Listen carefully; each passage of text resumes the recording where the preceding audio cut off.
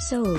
The planned June 12 summit between US President Donald Trump and North Korean leader Kim Jong-un is shaping up to be a bigger affair than just a meeting between two countries seeking an answer to the old, vexing question of how to convince North Korea to give up its nuclear weapons.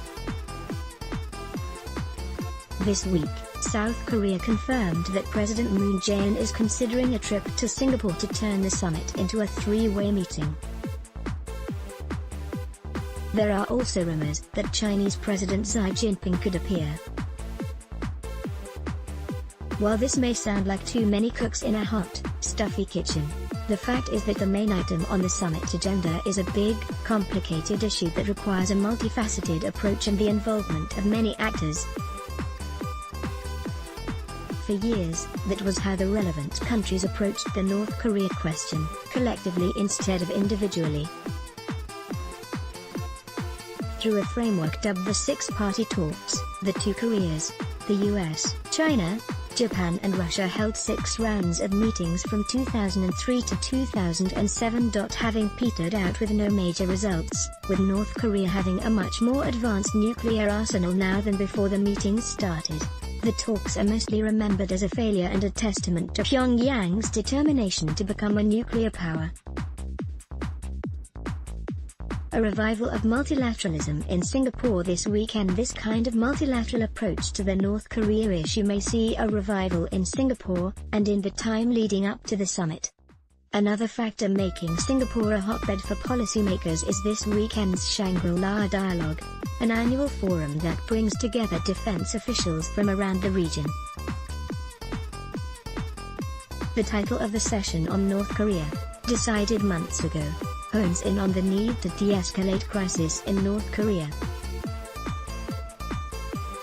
The diplomatic movements of recent months have meant that, at the current moment, goals have become far more ambitious than ratcheting down crisis. A Singapore policeman from the Gurkhas contingent stands guard outside the hotel of the Institute for Strategic Studies, IISS, during the Shangri-La Dialogue Summit in Singapore. Photo, AFP, Roslan Rahman, South Korea's defense minister will be in attendance and will be able to update contemporaries from elsewhere in Asia on how Seoul is evolving in its defense posture. The changed tenor of the Shangri-La summit is a sign of how, at the very least, having gotten out of crisis mode is a positive step. Involve Moon Jae-in and 11 Jinping, but the more consequential questions will be addressed at the summit and there is still a ways to go. First, it makes sense for Moon to take part in the summit. Slightly more than a year into his presidency, Moon has shown himself to be uncommonly adept at walking the diplomatic tightrope that presents every South Korean leader with their most daunting foreign policy challenge: how to work towards peace with North Korea while also maintaining strong, productive ties with the United States, Seoul's main ally. As president, Moon has skillfully developed relationships with both Trump and Kim, meeting with both men more than once each. At least from the outside, Moon seems to have convinced both the US and North Korea that he has good intentions and is earnestly seeking a peaceful solution to the befuddling issue of denuclearization and formally ending the 1950-53 Korean War. Moon is on the ground in Singapore, he could act as a bridge between Trump and Kim, and if talks hit a snag, could remind his counterparts of the importance of the gathering and the need to work toward a meaningful result. Moon displayed this propensity for putting out fires when, after Trump abruptly called off the summit, he held an unannounced second summit with Kim to demonstrate his commitment to dialogue. Hopes for the US-North Korea summit have been reignited after a flurry of weekend diplomacy, including a surprise meeting between Kim Jong-un and South Korean President Moon Jae-in. Photo, AFP, it is likely that Moon's calm influence had something to do with North Korea's uncharacteristically accommodative response to Trump's cancellation. Also, due to China's important role in Korean Peninsula affairs, Xi's presence, or some form of offstage involvement by Beijing, would be a boon to the proceedings. This year, Kim has traveled twice to China for meetings with Xi in what were his first international trips since taking power in early 2012, strong signs that the two countries are mending ties after years of frosty relations caused mostly by China's frustration with the North's continued provocations and dogged pursuit of nuclear armament. That Xi is on board with efforts to get North Korea to denuclearize means he can act in concert with Trump and Moon.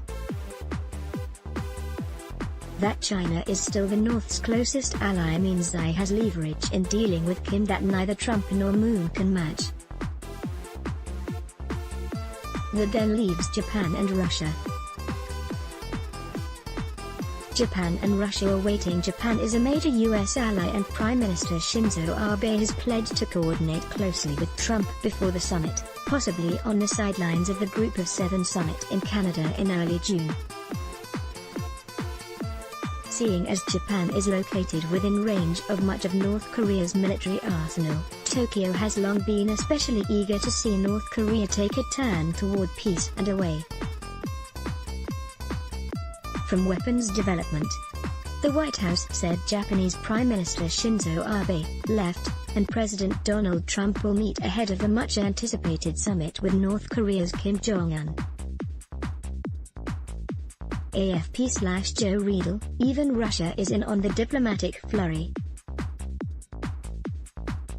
This week Russia Foreign Minister Sergei Lavrov traveled to North Korea for talks that follow a trip to Moscow by North Korea's top diplomat. How Russia fits into the bigger picture is a tricky question, as Vladimir Putin is, at a time when his country's foreign policy priorities are closer to home, unlikely to invest much effort in a faraway matter in which Russia would be a minor player. But Russia enjoys growing relations with South Korea, and at least would not want to be seen as hindering efforts toward peace. Stars aligning less than 2 weeks before the summit, the stars are aligning in a way not seen since the six-party talks were last held more than a decade ago. The six countries still have their differences, but may be able to cooperate on this particular matter. But, as with so much when it comes to North Korea, the ultimate success of their efforts will be determined by North Korea's willingness, or lack thereof, to denuclearize. Pyongyang still holds the trump card, and multilateral cooperation isn't necessarily enough to convince Kim of anything. We could be witnessing the early stages of an era of cooperation, or just the latest in a long series of disappointments. Stephen Browig is the politics editor of Korea Expose.